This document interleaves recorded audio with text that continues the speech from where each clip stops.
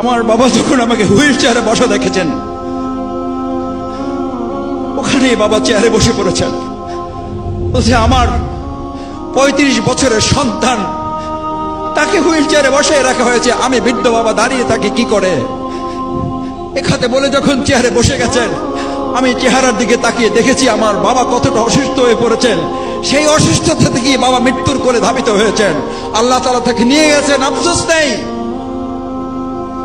কিন্তু আমাকে যারা হুইল চেয়ারে বসিয়েছেন, আমার বাবা সেই দৃশ্য দেখার পর পুলিশের লোকেরা যখন সান্ত্বনা দিয়ে মাথায় হাত দিয়েছে, খালু যান একটু ধৈর্য ধরেন, আমার বাবা দ্ব্যর্থহীন কণ্ঠে চেয়ারে বসা থেকে আবার দাঁড়িয়েছেন।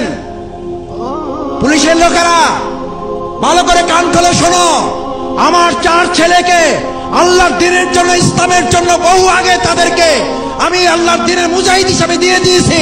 আর আল্লাহর সম্পদ আল্লাহ যেভাবে তাদের কাজে লাগায়, আমি সিরাজউদ্দিন তাতে খুশি আছি। আমাদেরকে কোনোভাবে থামিয়ে দেওয়া যাবে না।